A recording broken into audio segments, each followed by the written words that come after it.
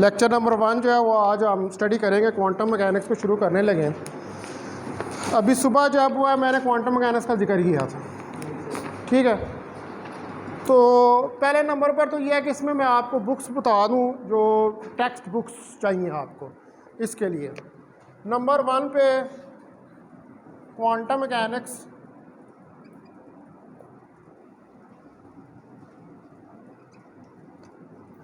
Bye Richard L Liboff, ठीक है। ये सबसे ज़्यादा जो है पढ़ी जाने वाली ग्रेजुएट लेवल के ऊपर बुक है, ठीक है, क्वांटम मैकेनिक्स। दूसरे नंबर पर quantum mechanics by DJ Griffith. ये वही डीजे ग्रिफिथ है जिसकी आप इलेक्ट्रोडायनामिक्स की किताब भी पढ़ते हैं, ठीक है। उसके बाद तीसरे नंबर पर है क्वांटम मैकेनिक्स बाय नूरुद्दीन ज़टीली।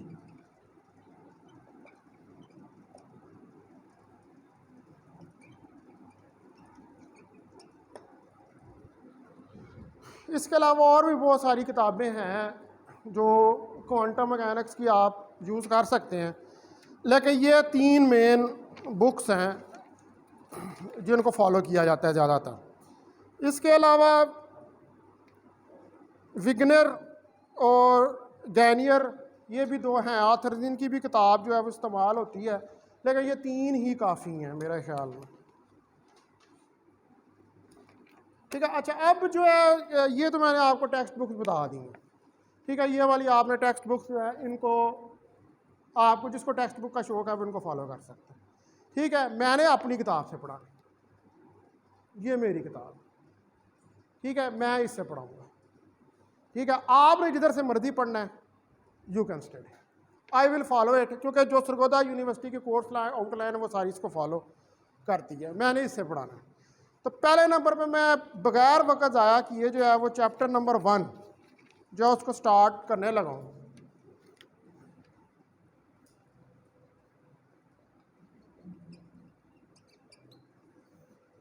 और चैप्टर नंबर 1 के अंदर हमने क्लासिकल कॉन्सेप्ट्स और ओल्ड क्वांटम थ्योरी जो है, classical concepts and old quantum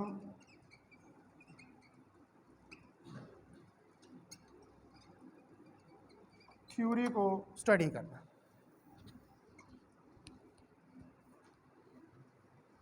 तो मैंने सुबह भी जो है वो आपको बताया था कि जहाँ पर मैकेनिक्स की बात आ जाती है, हम क्या कह रहे हैं इसको, क्वांटम मैकेनिक्स कह रहे हैं। वैसे जो है ये निकलती कहाँ में से है, क्वांटम थ्योरी में से।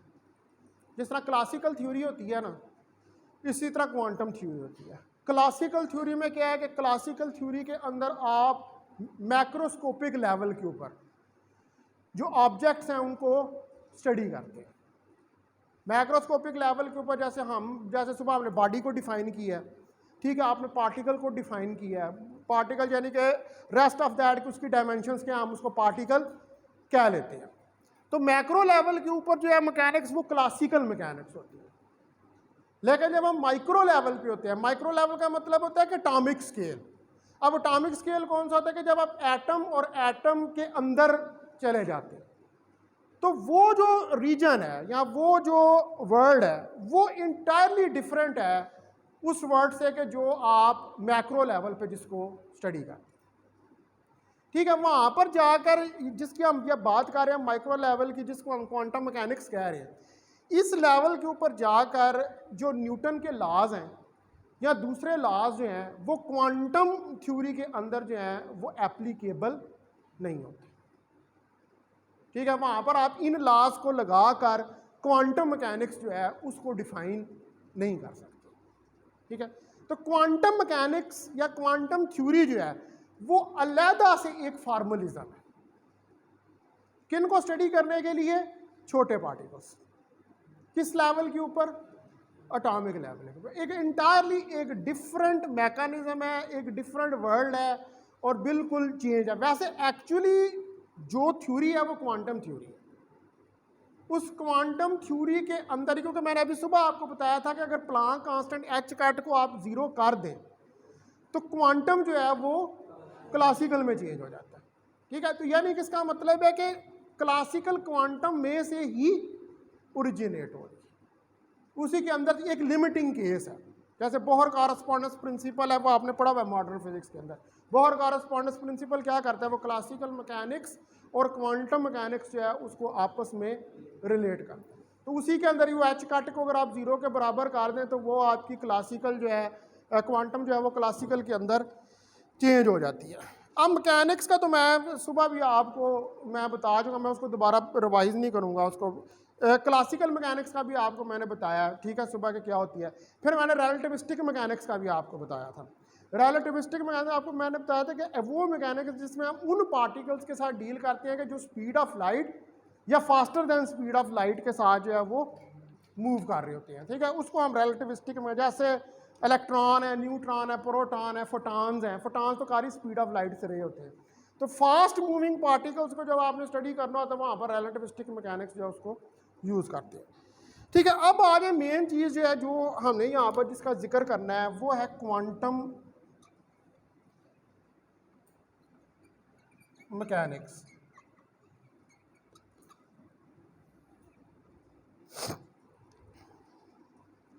अब क्वांटम मैकेनिक्स जो है ये किन से डील करती है? एटॉमिक और सब एटॉमिक पार्टिकल्स के साथ। ठीक है, एटॉमिक यानी कि एटम और सब एटॉमिक पार्टिकल्स जो एटम के अंदर पार्टिकल्स हैं। ठीक है, इट डील्स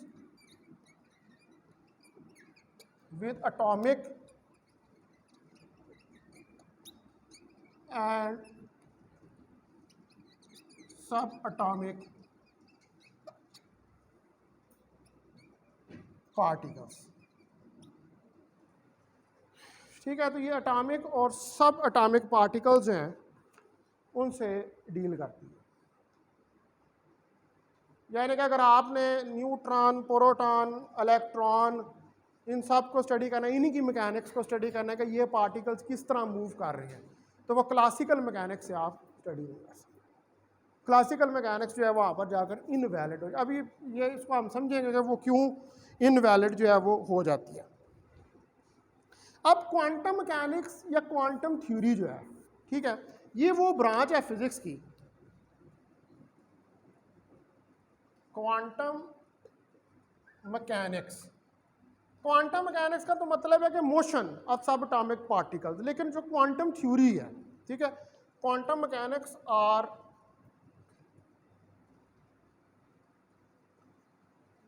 क्वांटम थ्योरी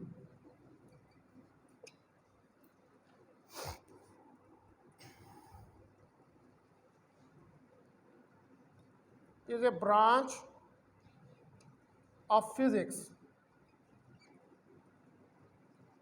ये फिजिक्स की वो ब्रांच है कि जो डील करती है mathematical description of dual wave like behaviour of particles. Dual behaviour आपने जो है जब मॉडर्न फिजिक्स आपने पढ़ी थी तो उसके अंदर आपने ये स्टडी किया था कि जो रेडिएशन है उसका ड्यूअल बिहेवियर होता है, वो एज ए पार्टिकल और एज ए वेव के तौर पे बिहेव करता है। इसी तरह मैटर जो है उसका भी ड्यूअल बिहेवियर है। ठीक है, वो जहाँ पर आपने पढ़ा था डी ब्रॉगली हाइपोथेसिस। ठीक है, डी ब्रॉगली हाइपोथेसिस आपको ये बताता है कि जो मैटर है उसकी ड्यूअल नेचर है, यानी कि जब आप एटॉमिक लेवल के ऊपर चले जाते हैं तो इलेक्ट्रॉन, न्यूट्रॉन और प्रोटॉन्स जो होते हैं इनके साथ वेव्स एसोसिएटेड होती हैं, और वो जो वेव्स उसके साथ एसोसिएटेड होती हैं वो जब उन्होंने एक्सपेरिमेंट किया था डेविसन एंड जर्मर ने डी ब्रॉगली हाइपोथेसिस का जो प्रूफ था उसके अंदर उन्होंने वो वेव लेंथ मेजर की थी। ऑब्वियसली उनके साथ वेव लेंथ जो है वो थी और वहाँ पर मेजर हुई थी, और वहाँ पर उसी डी ब्रॉगली हाइपोथेसिस के अंदर ये बताया गया था कि आप माइक्रो लेवल के ऊपर तो उस वेव लेंथ को डिटेक्ट कर सकते हैं, ठीक है, लेकिन मैक्रो लेवल के ऊपर वो वेवलेंथ इतनी स्मॉल होती है कि वो डिटेक्ट नहीं हो पाती। ठीक है, वो 10 की पावर पता नहीं -47 या कुछ इसके राउंड अबाउट जो है वो वेवलेंथ निकलती है, और वो इतनी स्मॉल होती है माइक्रो लेवल के ऊपर कि आप उसको मेजर नहीं कर सकते। ठीक है, ये इससे रिलेटेड जो है ना वो सेकंड ईयर की बुक में क्वेश्चन भी उसने किया हो। उसने वेवलेंथ जो वो निकाली हुई है, एक बुलेट की वेवलेंथ निकाली हुई है और फिर एक इलेक्ट्रॉन की वेवलेंथ निकाली हुई है, और उनका आपस में कंपैरिजन किया हो। तो इलेक्ट्रॉन की वेवलेंथ जो है वो बहुत ज़्यादा निकलती है as compare to the wavelength of bullet. ठीक है, तो डी ब्रागली हाइपोथेसिस जो है वो बेसिकली हमें ड्यूअल नेचर ऑफ मैटर के बारे में इंफॉर्मेशन देता है। और क्वांटम मैकेनिक्स जो है ये बेसिकली है ही वेव मैकेनिक्स है। इसमें आप एक्चुअली क्या स्टडी कर रहे होते हैं, जो पार्टिकल्स के साथ वेव एसोसिएटेड होती है आप उनको स्टडी करते हैं। ठीक है, तो ये सारी मैकेनिक्स जो है ये वेव मैकेनिक है। जिसने वेव्स को अच्छी तरह से पढ़ा हुआ है वो इसको ज़्यादा आसानी से अंडरस्टैंड कर सकता है, जिसको वेव्स की प्रॉपर्टीज़ का पता है। तो क्वांटम थ्योरी ये ब्रांच है फिजिक्स की जो प्रोवाइड करती है ए मैथमेटिकल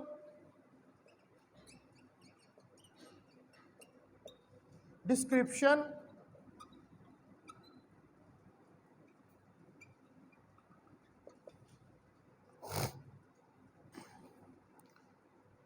of dual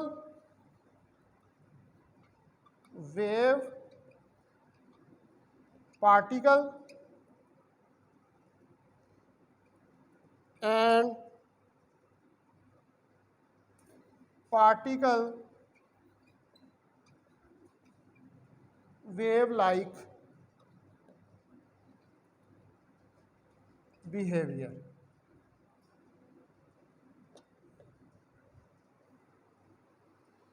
ठीक है, वेव पार्टिकल और पार्टिकल वेव दोनों ये, अब अगर आप रिकॉल करें पीछे तो हम पढ़ते हैं photo electric fact, Compton fact, pair production, annihilation of matter. ये सारे जो फिनोमिनाज हैं ये क्या प्रूव करते हैं, रेडिएशन की पार्टिकल नेचर, रेडिएशन की पार्टिकल नेचर को ये सारे एक्सपेरिमेंट्स जो हैं वो प्रूव करते हैं। उसके बाद जब हमने किसी चीज़ को ये प्रूव करना होता है कि वो वेव है, तो उसके लिए उसकी प्रॉपर्टीज़ क्या होती हैं, उसको इंटरफेयर करना चाहिए, उसे डायफ्रैक्ट होना चाहिए, उसे पोलराइजेशन करनी चाहिए। यही प्रॉपर्टीज़ है वेव की। अगर कोई चीज़ ये कर रही है तो फिर वो वेव है। यानी अगर आपने चेक करना है कि वेव को प्रूव करना है तो फिर उसको इंटरफेयर करना चाहिए, उसे डायफ्रैक्ट होना चाहिए, उसे रिफ्लेक्ट होना चाहिए, उसे रेयरफ्रैक्ट होना चाहिए, उसे पोलराइजेशन करनी चाहिए, तब वो वेव। और अगर कोई चीज़ पार्टिकल है तो फिर वो फोटो इलेक्ट्रिक इफेक्ट करेगा, वो कॉम्पटन इफेक्ट करेगा, वो पेयर प्रोडक्शन करेगा, वो एनिहिलेशन ऑफ मैटर करेगा। ये सारी चीज़ें आप प्रीवियसली जो है मॉडर्न फिजिक्स में ये सारे फिनोमेना जो हम पढ़ेंगे है यहाँ पर भी इनको, ये सारे आपने जो है वो स्टडी किए हुए हैं। अच्छा, इसके अलावा अब ये बिहेवियर तो आप यहाँ पर स्टडी करते हैं। अब ऑब्वियसली आप जब भी कोई थ्योरी पढ़ रहे होते हैं तो उसमें एनर्जी को तो आप एनर्जी और मैटर की जो इंट्रैक्शन है उसको तो नहीं छोड़ सकते। ठीक है, एनर्जी और मैटर की आपस में इंट्रैक्शन, तो क्वांटम थ्योरी जो है वो एनर्जी और मैटर की इंट्रैक्शन को भी स्टडी करती है। It also studies the interaction of matter and energy।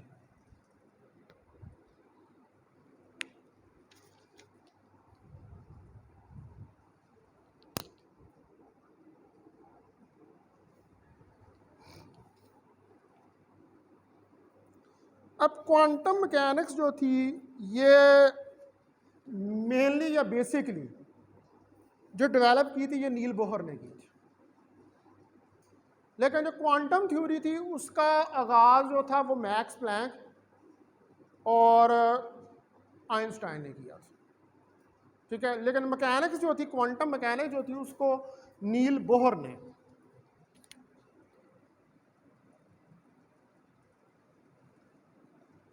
Quantum mechanics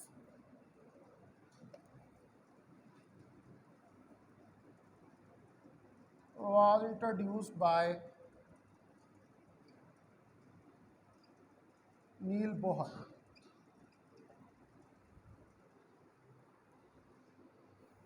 इसको नील बोहर ने इंट्रोड्यूस करवाया था। उसके बाद और बहुत सारे साइंटिस्ट हैं जिनकी इसमें कंट्रीब्यूशन है, जिसमें हमारे पास मैक्स प्लैंक है,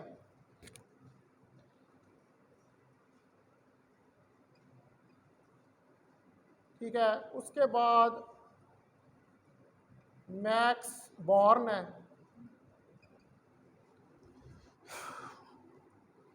फिर हाइजनबर्ग है,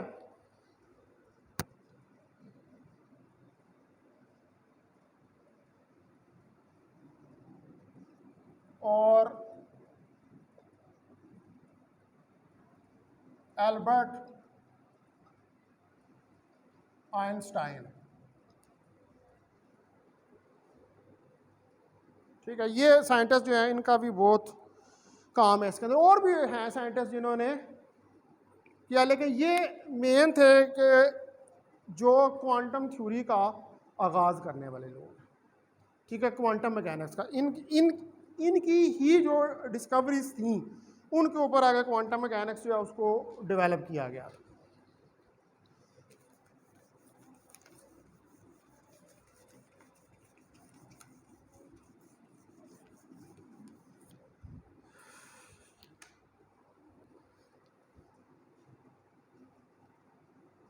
अब क्वांटम मैकेनिक्स जो है या क्वांटम थ्योरी जो है, इसकी मदद से एक तो हम एक्सप्लेन करते हैं structure of atom. The quantum mechanics और theory used to explain number one, structure of atoms। Structure of atoms जो हैं उनको एक्सप्लेन करता है एटॉमिक न्यूक्लियाई,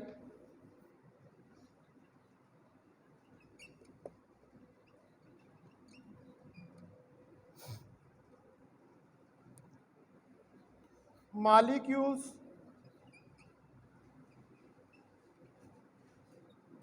और behaviour of subatomic particles.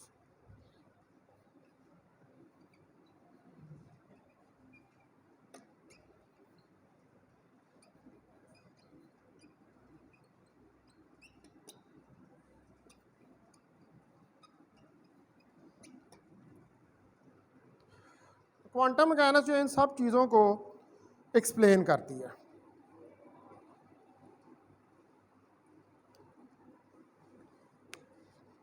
ठीक है जी, अब हमें यहाँ तक थोड़ा बहुत पता लग गया कि वैसे क्वांटम मैकेनिक्स का पता करना बड़ा मुश्किल है, लेकिन चले यहाँ तक क्या चीज़ होती है, अभी यहाँ तक हमें इसको एक्सप्लेन कर लिया।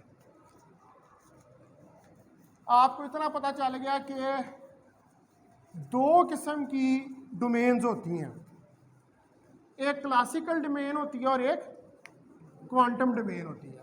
और जो क्लासिकल डोमेन है उसके अंदर बिगर ऑब्जेक्ट्स आते हैं, और जो क्वांटम डोमेन है उसके अंदर छोटे ऑब्जेक्ट्स या सब एटॉमिक पार्टिकल्स या एटम्स, हम इस तरह की चीज़ें आती हैं। तो अब जो ब्रेक डाउन है क्लासिकल फिजिक्स का,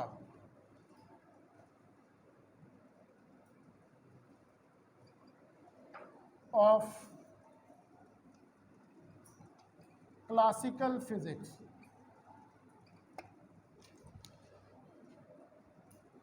and dawn of modern physics.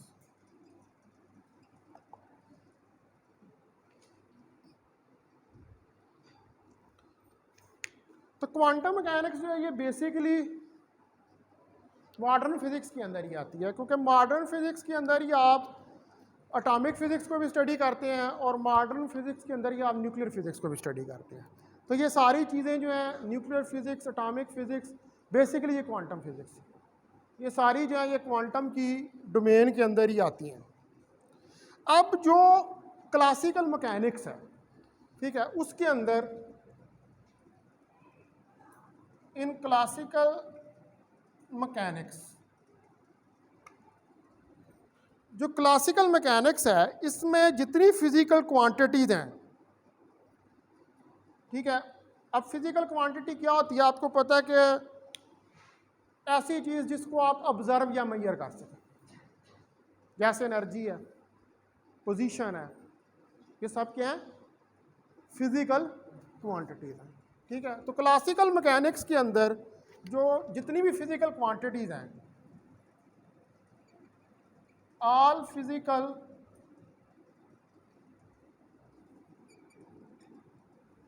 Quantities, जितनी भी फिजिकल क्वांटिटीज हैं जिसमें एनर्जी, मोमेंटम, पोजीशन सब आ जाती हैं, और represented and described by the mathematical objects,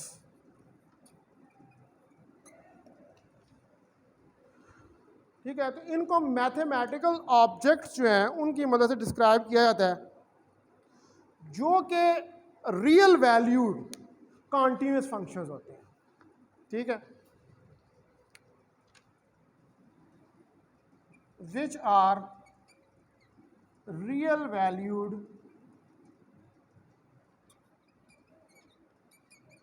continuous functions।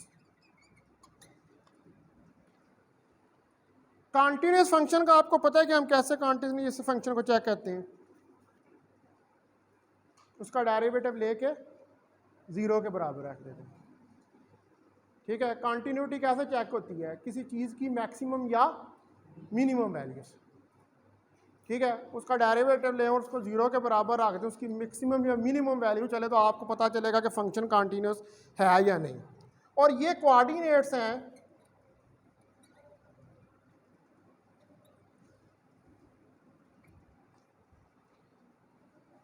R and P। R जो है यहाँ पर रिप्रेजेंट कर रहा है पोजीशन को और P रिप्रेजेंट कर रहा है मोमेंटम को।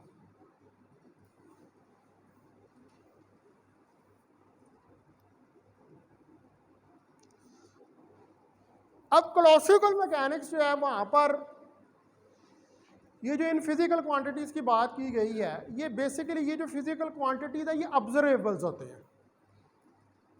ऑब्जर्वेबल का मतलब होता है कि जिसको आप ऑब्जर्व कर सकते हैं, ऑब्जर्व कर सकते हैं और उसकी वैल्यू को मेजर कर सकते हैं, कैलकुलेट कर सकते हैं। अब जब आपको कहा जाता है कि किसी ऑब्जेक्ट की एनर्जी कैलकुलेट करें क्लासिकल मैकेनिक्स के अंदर, यहाँ जो बिगर ऑब्जेक्ट है तो आप उसकी एनर्जी एग्जैक्टली कैलकुलेट कर लेते हैं। आप कहते हैं ये 2 जूल है, 3 जूल है, 4 जूल है, 5 जूल है, जितनी भी है, ठीक है। लेकिन क्वांटम मैकेनिक्स के अंदर जो है वो इस तरह एनर्जी कैलकुलेट नहीं होती। एक लफ्ज़ होता है डिस्क्रीट, ठीक है, और लफ्ज़ होता है कॉन्टिन्यूस।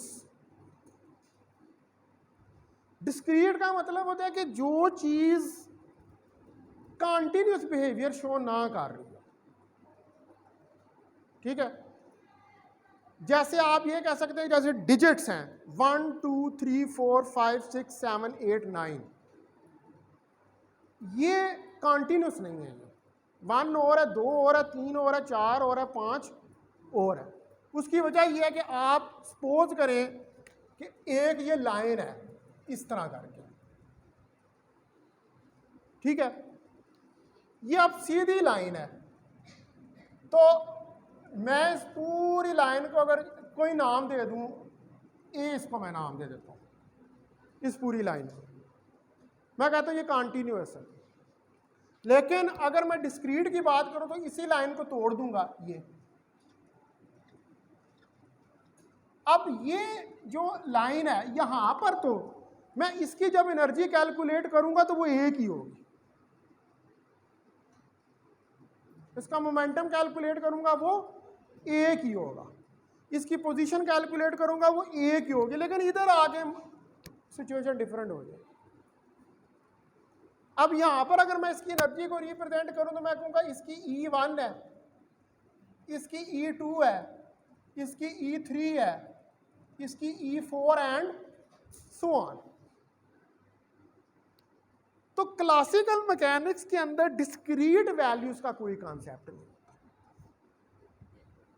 डिस्क्रीटनेस का कोई कॉन्सेप्ट जो है वो क्लासिकल मैकेनिक्स में नहीं होता। क्लासिकल मैकेनिक्स में जो भी चीज़ आप ऑब्जर्व या मेजर करते हैं वो सर्टेनिटी के साथ होती है, ठीक है, उसकी एक ही वैल्यू होती है। लेकिन क्वांटम मैकेनिक्स में जाकर फिर डिस्क्रीटनेस का जो कॉन्सेप्ट है वो आ जाता है। तो फर्स्ट पॉइंट है इसके अंदर कि there is no concept of discrete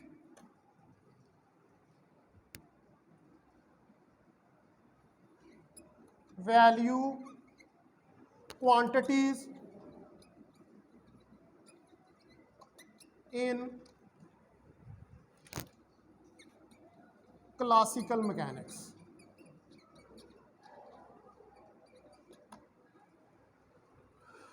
ठीक है, क्लासिकल मैकेनिक्स के अंदर यहाँ पर कोई कॉन्सेप्ट नहीं है डिस्क्रीटनेस का। भाई एनर्जी कट के तो नहीं आ रही, क्लासिकल मैकेनिक्स में जो ऑब्जेक्ट होता है उसकी एक ही एनर्जी। अभी मैं इसकी डिटेल में नहीं जा रहा अभी यहाँ पर, मैं सिर्फ आपको बता रहा हूँ, आगे मैं जाऊँगा कि ये किस तरह जो है वो एनर्जी डिस्क्रीट होती है इसकी, ठीक है। अच्छा, ये पॉइंट हो गया। उसके बाद जो वैल्यू है किसी भी फिजिकल क्वांटिटी की किसी भी इंस्टेंट के ऊपर, वो उस फंक्शन को रिप्रेजेंट कर रही होती है क्लासिकल मैकेनिक्स।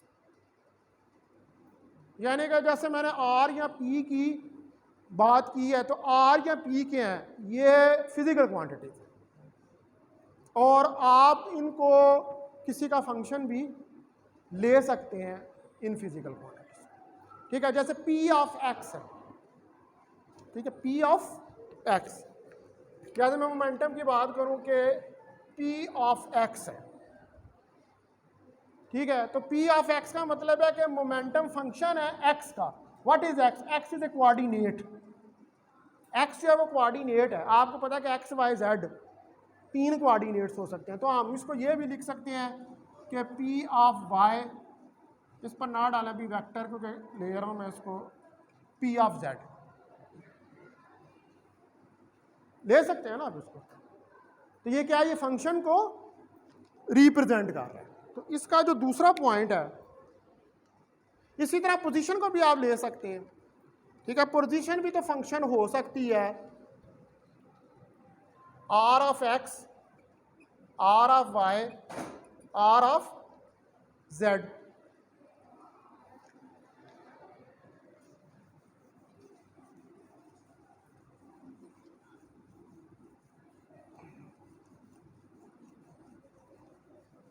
तो इसका सेकंड पॉइंट जो है,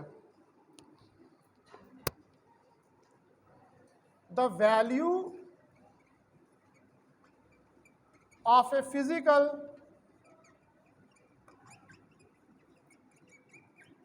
quantity, जो वैल्यू है किसी भी फिजिकल क्वांटिटी की एट एनी इंस्टेंट, किसी भी इंस्टेंट के ऊपर, is given by the value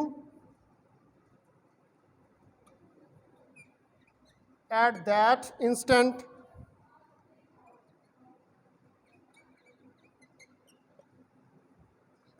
of the function representing it.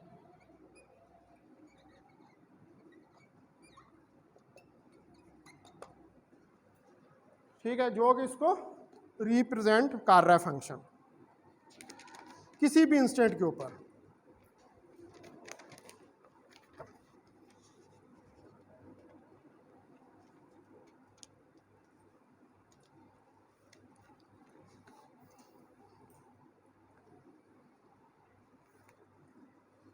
अच्छा, अब क्लासिकल मैकेनिक्स जो होती है उसके अंदर आप जो हमारे पास आर और पी हैं, ठीक है, ये आर और पी दो फिजिकल क्वांटिटीज़ हैं और इन फिजिकल क्वांटिटीज़ की मदद से आप जो है वो किसी भी फिजिकल क्वांटिटी को ड्राइव कर सकते हैं, क्योंकि हमें इस बात का पता है कि जो फिजिकल क्वांटिटीज़ होती हैं ये आपस में इंटर रिलेटेड होती हैं।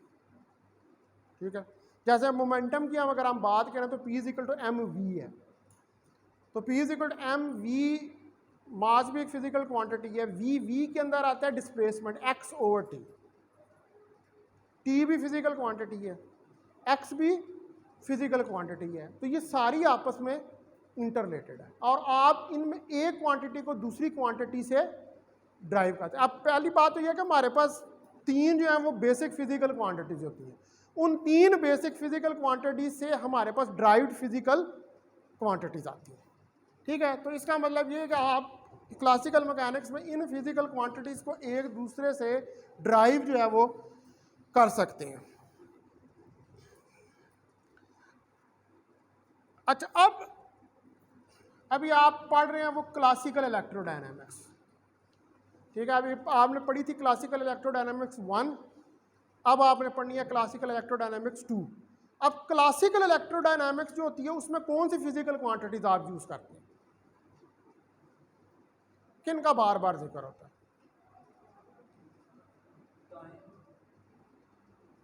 इलेक्ट्रोडायनामिक्स की बात, force, magnetic field, electric field, force, magnetic field, electric field, ये तीन फिजिकल क्वांटिटीज जो हैं ये बार बार क्लासिकल इलेक्ट्रोडायनामिक्स के अंदर इस्तेमाल होती हैं।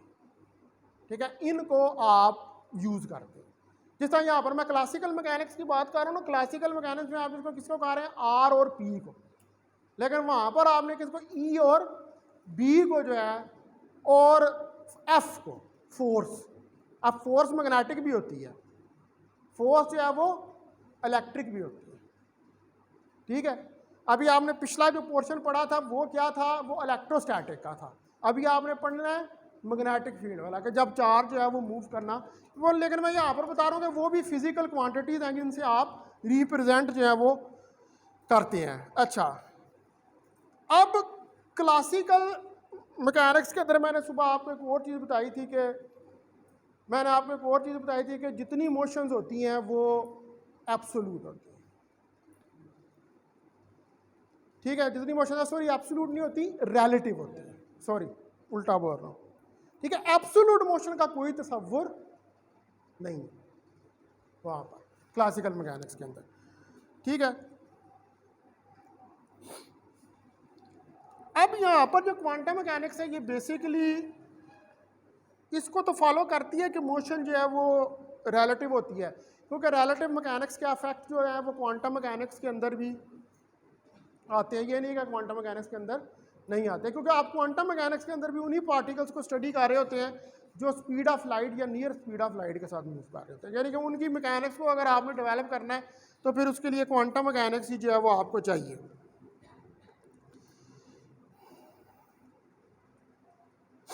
अच्छा, अब इसमें एक और चीज़ है जिसका मैंने अभी शुरू में जिक्र किया था कि जो बिहेवियर है, यानी कि वेव लाइक और मैटर का वेव लाइक और रेडिएशन का पार्टिकल लाइक, ये क्या है, ये ड्यूअल नेचर है।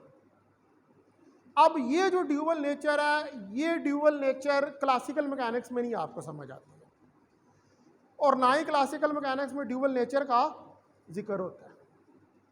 जब आप क्वांटम लेवल के ऊपर जाते हैं, यानी कि जब आप सब एटॉमिक पार्टिकल्स को स्टडी कर रहे होते हैं, तो वहाँ पर ये बिहेवियर जो है वो प्रोमिनेंट होता है। यानी कि अब आपको कोई कि जी के औरंगज़ेब के साथ एक वेव लगी हुई है, तो मैं औरंगज़ेब के साथ जो वेव लगी है वो कहाँ से निकालूंगा, यहाँ पर मुझे तो नज़र नहीं आ रही। ठीक है, मैंने अभी शुरू में ये बात जो है वो बताई है कि मैं इस वेव लेंथ को डिटेक्ट नहीं कर सकता क्योंकि ये मैक्रो ऑब्जेक्ट है। लेकिन यही वेव लेंथ अगर मैं किसी इलेक्ट्रॉन, न्यूट्रॉन या प्रोटॉन के लिए देखूंगा तो वहाँ पर ये वेव लेंथ डिटेक्ट हो जाएगी। इसके लिए एक बहुत मशहूर एक्सपेरिमेंट था डबल स्लिट इंटरफेरेंस का, जिसको यंग डबल स्लिट एक्सपेरिमेंट भी कहते हैं। ये शायद आपने मॉडर्न फिजिक्स में इसको पढ़ा होगा। तो उस एक्सपेरिमेंट में क्या हुआ था कि उन्होंने 2 स्लिट्स रखी थी, उन स्लिट्स के अंदर से इलेक्ट्रॉन गुजारे। तो जब इलेक्ट्रॉन उन्होंने गुजारे तो उन्होंने देखा कि जब आप इलेक्ट्रॉन को ऑब्जर्व नहीं कर रहे, टीचर तो नहीं आया बाहर अभी, तो आए तो मुझे बता, आ गए तो ये सब आ गए कि नहीं है? अच्छा, बहरहाल आते हैं। तो अब उसके अंदर जो है, जब आप उस डबल स्लिट के अंदर से इलेक्ट्रॉन्स को गुजारते हैं, तो जब आप इलेक्ट्रॉन को नहीं देख रहे होते तो जो पैटर्न बनता है स्क्रीन के ऊपर वो इंटरफेरेंस पैटर्न बनता है। इसका मतलब है कि इलेक्ट्रॉन क्या कर रहा है, बिहेव कर रहा है एज अ वेव। भाई इंटरफेरेंस किसकी प्रॉपर्टी है? वेव की प्रॉपर्टी। तो इंटरफेरेंस तो डायफ्रैक्शन पैटर्न बना रहा है, लेकिन जो ही आप उसको ऑब्जर्व करते हैं तो साथ ही वो अपनी नेचर को चेंज कर देता है। ठीक है, यानी कि जो ही आप उसको, अभी आप उसको नहीं देख रहे तो वो गुजर गया स्लिट के अंदर से, तो जाके इंटरफेरेंस पैटर्न, लेकिन साथ ही अब आप उसको देखना शुरू कर देते हैं, तो जब आप देखेंगे तो वो इंटरफेरेंस पैटर्न ही बनाएगा, फिर वो एक जाके स्पॉट बनाएगा स्क्रीन के ऊपर, वो एज ए पार्टिकल बिहेव करेगा। तो that is the dual nature. At a time it is behaving like a particle and it is behaving like a wave. जब आप उसको नहीं देखे तो वो वेव है, जो ही आपने उसको देखा तो वो वेव नहीं रहा। ठीक है, ये भी एक लंबी बहस है, ये है अब मेरा टाइम ओवर हो गया, तो मैं ये आपको कल वाले लेक्चर में फिर इसका मैं बताऊंगा।